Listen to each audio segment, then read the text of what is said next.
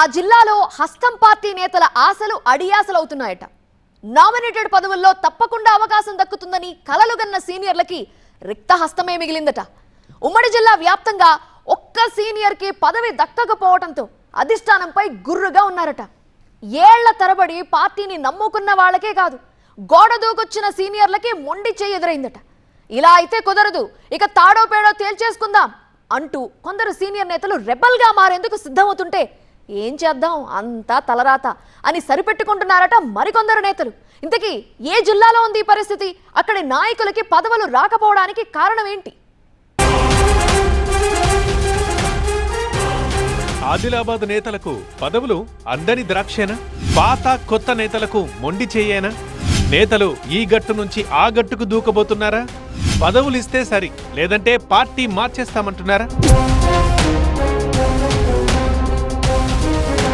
ఉమ్మడి ఆదిలాబాద్ జిల్లా 2023 అసెంబ్లీ ఎన్నికల్లో కాంగ్రెస్ కి ఆశించిన ఫలితం దక్కలేదు. ఉమ్మడి జిల్లాలో 10 సీట్లకు గాను 4 చోట్ల మాత్రమే గెలిచింది కాంగ్రెస్ పార్టీ.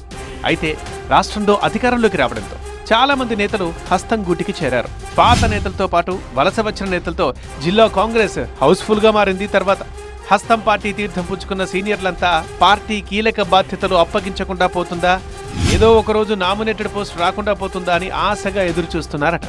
అయితే జిల్లా అధ్యక్ష పోస్టుల నుంచి కార్పొరేషన్ పదవుల దాకా ఎందులోనూ వారికి అవకాశం దక్కలేదట.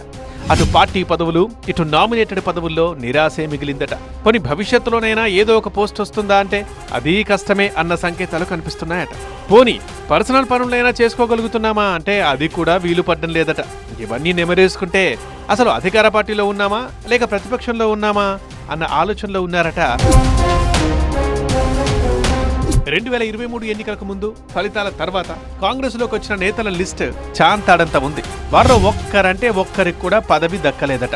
వలసొచ్చిన వాళ్లకు పదవులు రావడంలో జాప్యం జరగడం సహజమే అని సరిపెట్టుకుందామంటే ఏళ్ల తరబడి పార్టీని నమ్ముకున్న నేతలకు కూడా న్యాయం జరగడం లేదట. అదిగో ఇదిగో అంటూ కాలం వెల్లదీస్తున్నారే తప్ప పదవులు మాత్రం కట్టబెట్టడం లేదట.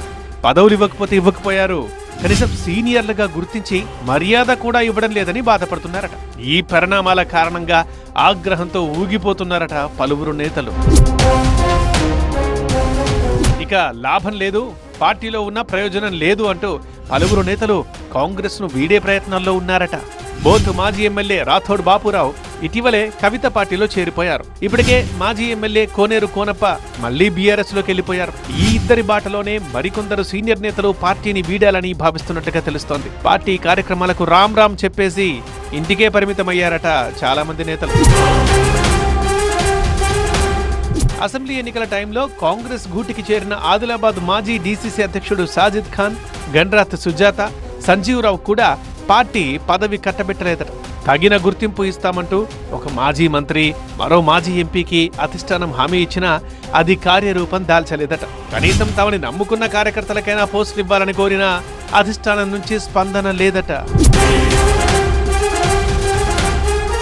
త్వరలో భర్తీ చేయబోయే డీసీసీబీ, జిల్లా గ్రంథాలయాల సంస్థ చైర్మన్లు, డివిజన్ స్థాయి మార్కెట్ కమిటీ చైర్మన్లు, ప్రాథమిక సహకార సంఘాల్లో అయినా తమ వారికి అవకాశం ఇవ్వాలని సీనియర్లు పట్టుబడుతున్నారట. లేదంటే ఇక మా దారి మేం చూసుకుంటామని సీరియస్ గానే చెప్పేస్తున్నారట. ఓ 3-4 సీనియర్ నేతలైతే బీఆర్ఎస్ తో టచ్ లో కూడా వెళ్లారు అన్న ప్రచారం జరుగుతోంది.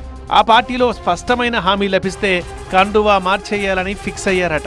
మరో 2 నేతలు బీజేపీ గుటికి చేరాలని డిసైడ్ అయ్యారట.